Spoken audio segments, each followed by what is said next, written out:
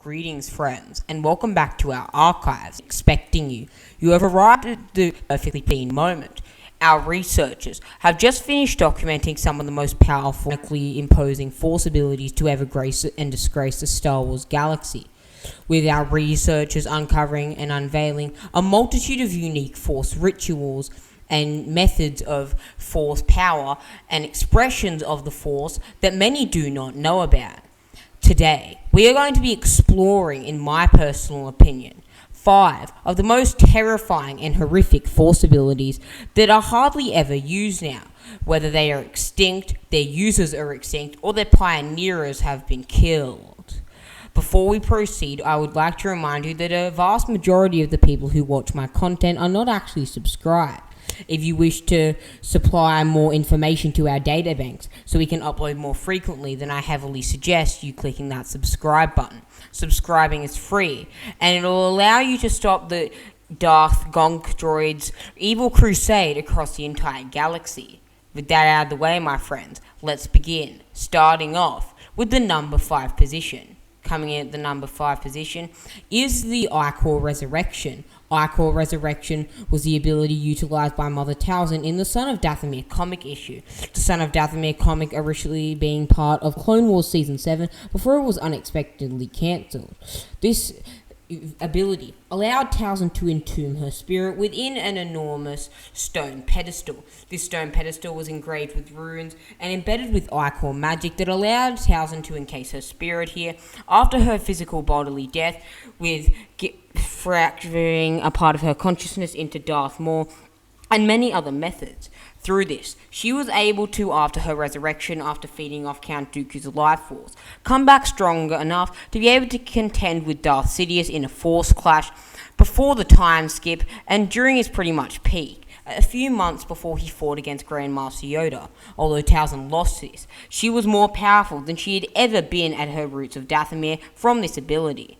Coming in at the number 4 is another Night Sister talent, being the Chant of Resurrection. The Chant of Resurrection was an ability utilized by Old Daka during 20 BBY in the Clone Wars episode Assassination.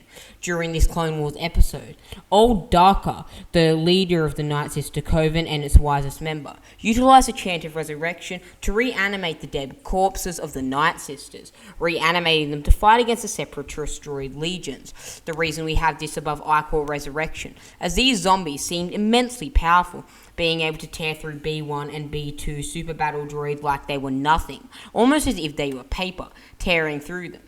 However, they lacked durability and ultimately caused the majority of their forces to be completely annihilated by General Grievous's 4 armed lightsaber cybernetics. Nevertheless, this gave the Night Sisters a clear advantage during the Crusade. Coming in at the number 3, we have an ability used in the Old Republic, the Thought Bomb. The Thought Bomb was an ability that was engineered by Darth Bane after he learned it from Revan Sith Holocron. The Thought Bomb unleashed a mass wave of destructive energy that completely annihilated and incinerated every single force-sensitive entity on the entire space that it was affecting, and possibly, with further time, an entire planet, essentially acting like the ritual of Nathema, but wiping out all force-sensitives. Close proximity were completely annihilated, their skin and bones turned to dust, and eternally entombed within a sphere of rotating sapphire blue energy for eternity until they were finally freed by Kyle Katarn.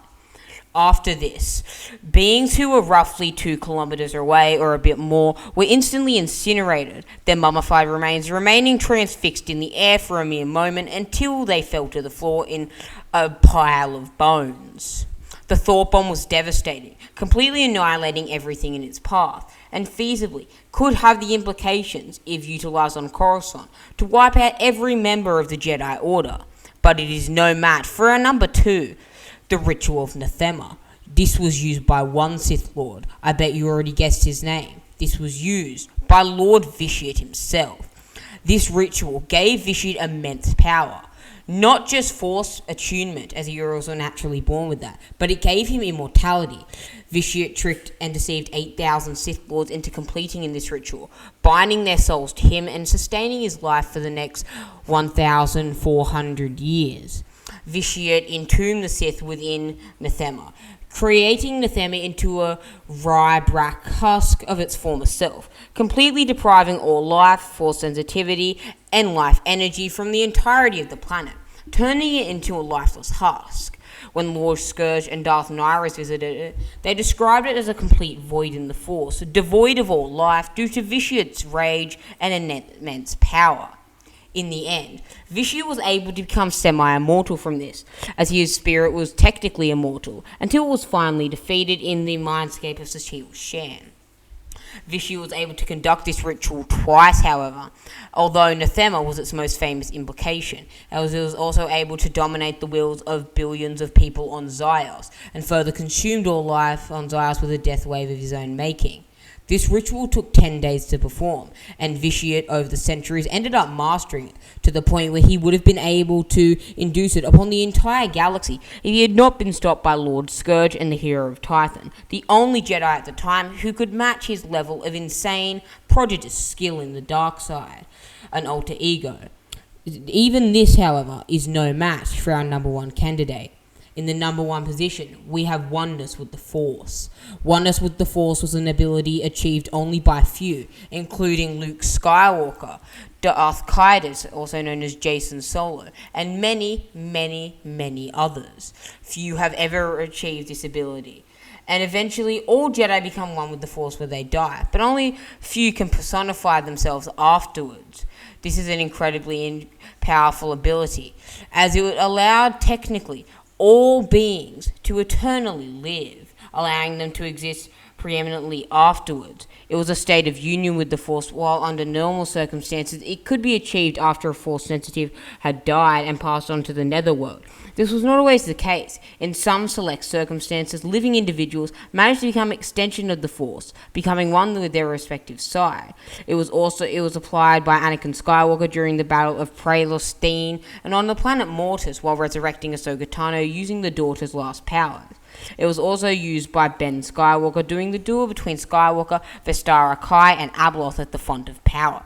This ability truly surpasses anything else that we have ever seen in Star Wars, and is the primary reason why it is number one. Well, my friends, what did you think of this video? Do you want me to do more top 5 lists on these subjects and explore more ethereal and conventional Force powers? This is where we part ways. I hope that I'll see you in a galaxy far, far away, my friends. And I'll see you soon.